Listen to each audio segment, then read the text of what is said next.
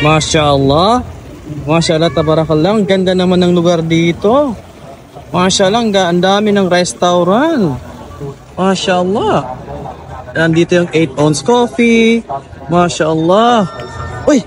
Nandito pala si Ustad. Uy, Ustad, assalamualaikum. Waalaikumsalam warahmatullahi. Masya Allah, ang ginagawa niyo dito, Ustad. Kumakain, nagtatambay. Masya Allah, ang dami yung order. Kanina ka pa dito? Kakarating ko lang ngayon. Ganda ng lugar eh. Namanggang ako, tinan mo. Masya Allah, ang ganda oh. Oh, tamang-tama, Ustad. Masya Allah. Bakit? May tanong ako sa'yo, Ustad. Sige, ano yun? Diba magaling ka sa Arabic? Di naman. Masya Allah. Ano lang, suwaya-suwaya. Kasi tingnan mo naman to, restaurant and lounge. Anong ibig sabihin ng restaurant and lounge sa Arabic, Ustad? Okay, ang restaurant sa Kalos, actually, ano yan, compound words yan, no? Ay, hindi pala compound words. Two words.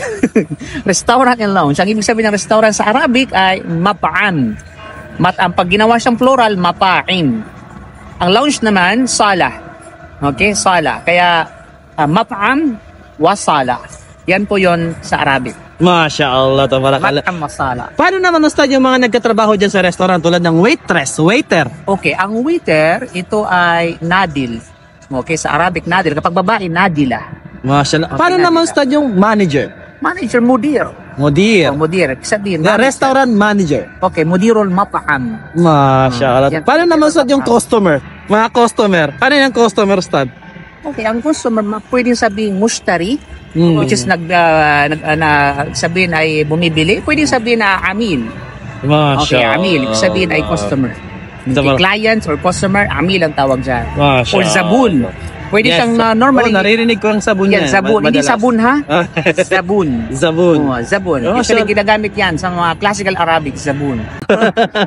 Okay, yun po yung classical Arabic po yung ating ginagamit. Zabun. Pag sa mga sa mga kanto-kanto which is colloquial na Arabic, kathir zabun. Okay, sabihin kathir zabun. Mabula. Umalag kathira, mga ganyan. Yung mga which is kantong Arabic. Masya Allah. Jazakallah khair po, Ustad, sa inyong papaunlak sa amin. Assalamualaikum. Walis sa